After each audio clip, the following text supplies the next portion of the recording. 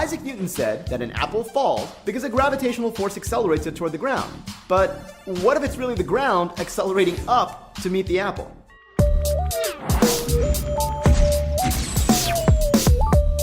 Suppose I drop an apple. According to Isaac Newton, the ground can be considered at rest, Earth applies a gravitational force to the apple, and that force causes the apple to accelerate downward.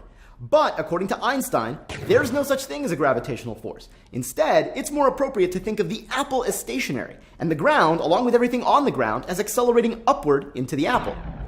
Now, what I just said sounds preposterous and maybe even moronic, but it's not sophistry. There's something substantive here, and today I'm going to clarify what exactly this point of view means, why Einstein came to adopt it, and how it planted the seeds for what would eventually become general relativity. You ready? Okay, bear with me for a minute, because we need to begin with some Physics 101 and Newton's laws of motion. To analyze motion, you need what's called a frame of reference. That's just some XYZ axes to label points in space and a clock to track time. The reason you need a frame of reference is that you can only measure motion relative to other things. If that concept is not familiar to you, you need to pause me right now and go watch this super awesome 1960s black and white video from MIT all about frames of reference. It's amazing, and I promise you won't be disappointed. Welcome back. Now, Newton's laws can't tell you whether a frame of reference is really at rest or really moving at constant velocity, because that distinction is meaningless and simply a matter of point of view. However, interestingly, Newton's laws can tell you whether your frame of reference is really accelerating or not. Here's how that works. Take an object with no forces on it and let go of it. If it stays right where it is, then your frame of reference is not accelerating, and we call it an inertial frame. Now, in Newtonian physics, inertial frames are special because Newton's second law, F equals ma, is only valid in inertial frames. In other words, the net force on an object will equal that object's mass times its acceleration only if you're measuring that acceleration using an inertial frame. For example, suppose that you're in a train car that starts accelerating uniformly forward along a flat track. Relative to the car's interior, you will accelerate backward, even though you can't identify any horizontal forces on you. So inside the train car, F decidedly does not equal ma, and the train car's frame of reference is not inertial. In contrast, a frame attached to the tracks pretty much is inertial, at least if you disregard Earth's rotation, because relative to that frame, you don't accelerate at all. Instead, the train car accelerates forward underneath you. Now, more generally, any frame that accelerates relative to an inertial frame will not be inertial. You got that? Inertial frame and non-accelerating frame are synonyms in Newtonian physics. In fact, you can think of inertial frames as the standard against which you measure true acceleration. And from the perspective of inertial frames, motion obeys a simple rule, F equals ma.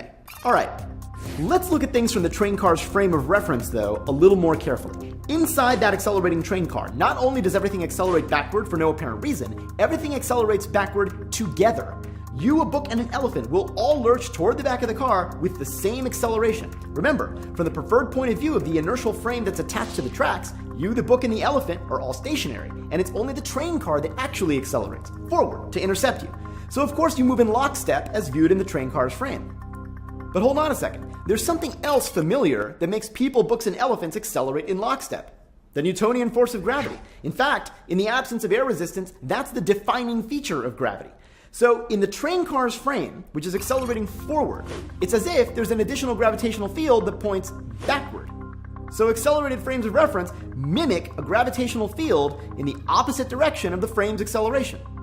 That's interesting. If you combine that extra fake gravitational field with the actual gravitational field of the Earth, which points down, it looks like there's a net gravitational field inside the car that points at some angle down and back. Destin, at Smarter Every Day, has a pretty famous video of a helium balloon in an accelerating car that happens to illustrate this point really well. Destin generously gave us permission to show it, but you should check out the full video by clicking over here or following the link we have down in the description. Now, as you can see, when Destin hits the accelerator, a pendulum hanging from the ceiling tilts back, while a balloon that's tied to the floor tilts forward. Destin explains that air is piling up in the rear of the car and getting slightly denser there, so the balloon is just trying to go toward the less dense air near the front. All of that is true. But there's another way to think about this situation. You could also think that the car's forward acceleration is mimicking some extra gravity pointing backward. Combine that with Earth's real gravitational field, and it's as though the total gravity inside the car points down and back at around a 30-degree angle. That is the new vertical, and the pendulum string and the balloon string are just aligning with the vertical the way they always do. The pendulum hangs down, and the balloon aims up, because air is denser on the ground and less dense at higher altitudes. In fact, the accelerated frame of reference of Destin's car is completely indistinguishable from having that car stationary on the surface of some other planet with slightly bigger gravity than Earth and tilted upward by about 30 degrees. You see what I mean? If you blacked out the windows and put perfect shock absorbers in the minivan, then for all Destin and his kids know, they're completely at rest, tilted upward on another planet in a perfectly inertial frame. Huh. Now, in Newtonian physics, this is just an accounting trick that has no broader significance. Really, Destin's car is accelerating, and this extra backwards gravity is fake. But Einstein asked, hold on, what if the so-called real downward gravity from Earth is also fake? A side effect generated because Earth's surface is really accelerating upward. Now, you know what Newton would say? He'd say, that's crazy. He would remind us that inertial frames are the standard for measuring true acceleration. So you can only say Earth is really accelerating upward if you can identify an inertial frame relative to which Earth's surface accelerates upward. And there's obviously no inertial frame like that, right? Well, not so fast, says Einstein. Maybe there is. What about a frame that's in free fall? Think about it. If I put you in a box and drop you off a cliff, then in the frame of the box, everything just floats, weightless. The falling frame of the box behaves just like a stationary inertial frame that's way out in intergalactic space where there's no gravity. So why can't the box's frame be inertial?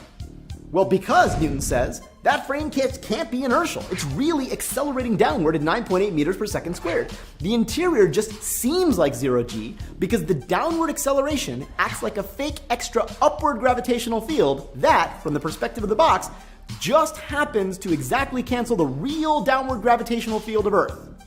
By coincidence. Really, Newton? Really? Einstein says, look, buddy, I'm just following your rules. You established the test for what an inertial frame is. Release a force-free object and it stays put. Stationary frames in intergalactic space pass that test, but freely falling frames here on Earth also pass that test if your so-called gravity is fictitious. More to the point, Newton, if you're inside the box, there's no way for you to know that you're not in intergalactic space. This inability to distinguish free fall from lack of gravity has a name, by the way. Einstein called it the equivalence principle. And if you buy it, then maybe the falling frames really are inertial. If so, then it's the falling frames that establish the standard of non-acceleration, in which case, it's really the ground that's accelerating, upward.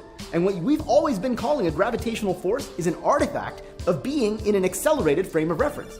It's not different from the weird backward jolt that you experience on the train that you know perfectly well isn't being caused by anything. So why are you insisting that the downward jolt we experience every day on Earth has a physical origin? Maybe gravity, just like that backward jolt on the train, is an illusion.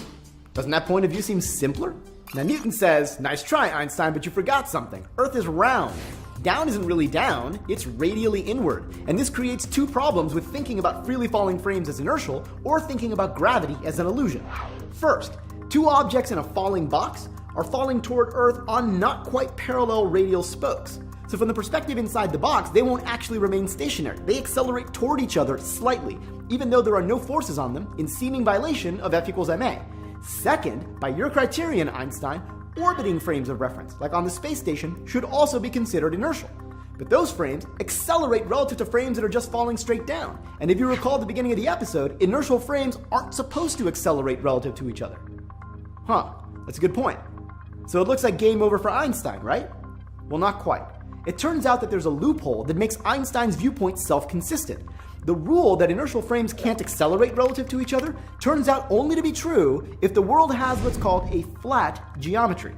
If instead, the world is a non-Euclidean and curved spacetime, then straight line at constant speed doesn't mean what you think it means. And it turns out that inertial frames in a curved spacetime can do almost anything they want. It took Einstein about 7 years to realize that.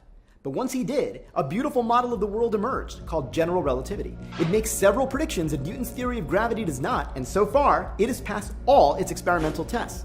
And one of the central precepts of general relativity is that we inhabit a curved spacetime. And in that curved spacetime, the orbit of the ISS is a constant speed straight line.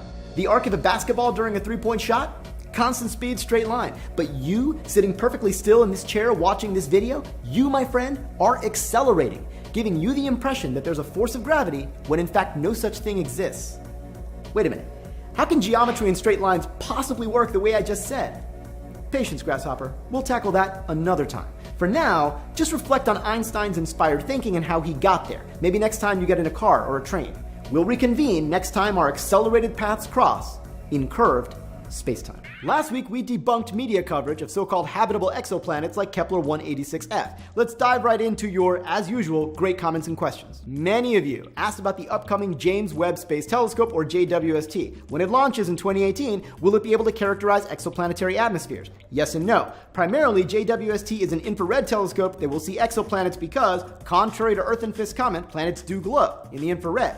But the caveat that I gave in the episode still applies. JWST will see super Earths maybe that are very close to red dwarfs because only those planets will heat up enough to be bright in the infrared. Earth analogs in Earth-like orbits around sun-like stars are not going to be visible. Now, JWST could see dimmer planets if it had enough continuous observation, but that probably won't happen because just JWST, just like the Hubble telescope, has to be shared with lots of other astronomers who aren't looking at exoplanets. Buku owner and Duels Ninja Man asked, so why the focus on habitable exoplanets when we're never going to go there and we still haven't explored our own solar system? But remember, astronomers have other reasons for studying exoplanets, just basic science. They want better understandings of how planetary systems form, of how proximity to different kinds of stars affects the atmospheres of planets, and so forth, the prospect for life, whatever. We can't reposition the planets here, so other star systems are the laboratories for these kinds of investigations. Lucian Reyes points out that one problem with media reporting might be that the reporters lack adequate science background, and that's a good point. I'm a trained astrophysicist, and I have a pretty tough time just getting some facts straight for the show. I try not to make mistakes, but sometimes I do.